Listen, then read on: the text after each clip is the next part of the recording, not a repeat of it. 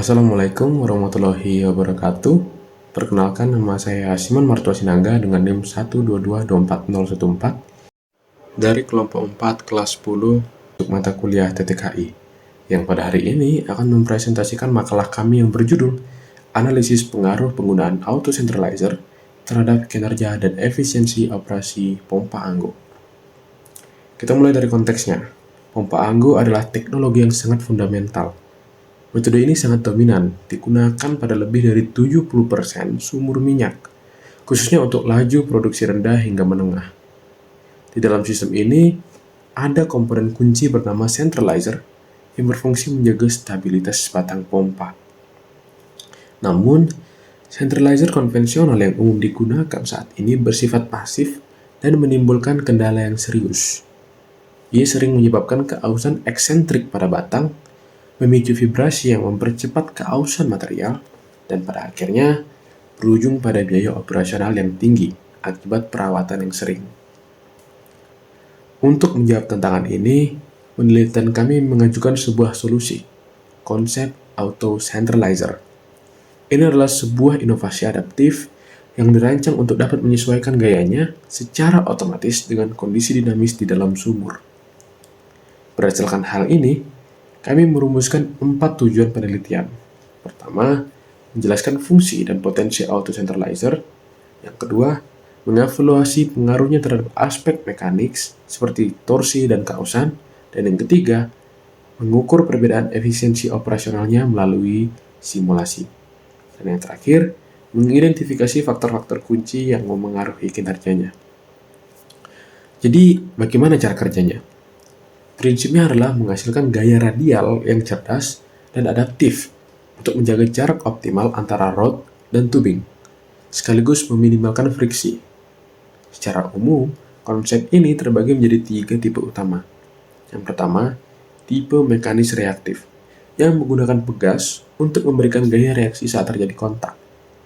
Kedua, tipe aliran teraktivasi, yang memanfaatkan energi dari aliran fluida itu sendiri untuk sentralisasi. Yang ketiga, tipe material adaptif, yang menggunakan material polimer yang dapat mengembang saat terpapar kondisi sumur. Pada gambar, kita bisa lihat posisi centralizer ini di sepanjang rod string.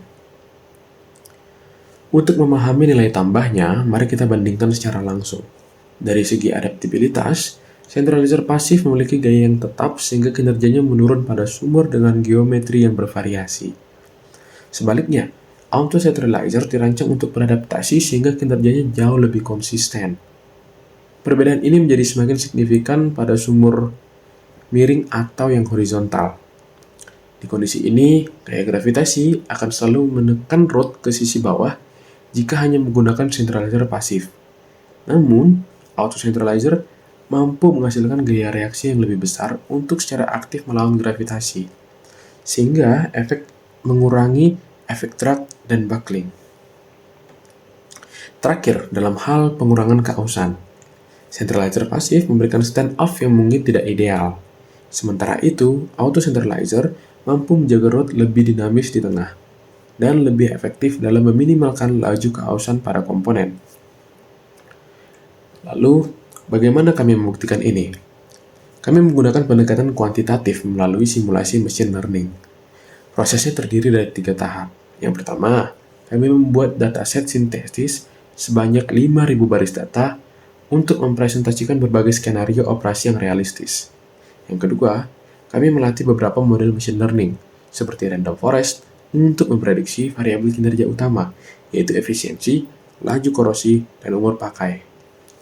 Tahap terakhir adalah simulasi skenario, di mana kami membandingkan hasil prediksi antara data baseline dengan data yang dimodifikasi untuk menyimulasikan dampak positif dari auto centralizer. Sekarang, mari kita lihat hasilnya.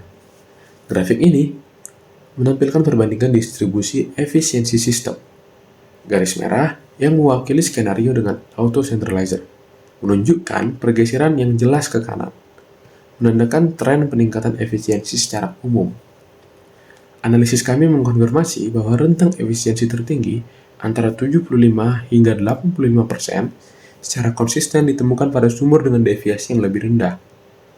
Ini membuktikan fungsi utama auto centralizer, yaitu meniadakan dampak negatif dari deviasi, yang tentunya adalah gesekan, sehingga energi yang tadinya terbuang dapat digunakan secara efisien. Selanjutnya, bagaimana dengan durabilitas peralatan? Hasilnya sama positifnya. Grafik masa pakai ini juga menunjukkan pergeseran ke arah yang lebih baik. Secara kuantitatif, model kami memprediksi masa pakai peralatan dapat meningkat rata-rata sebesar 35 hari, atau setara dengan peningkatan 3,03% dalam kondisi awal. Peningkatan ini adalah hasil langsung dari pengurangan kontak fisik yang abrasif dan getaran pada seluruh komponen sistem. Penting untuk diingat, kinerja auto centralizer bergantung pada interaksi dari beberapa faktor kunci. Di antaranya adalah kondisi dan geometri sumur, khususnya droplet severity. Lalu ada properti fluida seperti viskositas dan kandungan gas. Selain itu, parameter operasional pompa seperti laju pemompaan, dan tentu saja, desain dan material dari centralizer itu sendiri juga sangat menentukan. Berdasarkan analisis kami sampai pada 3 kesimpulan utama.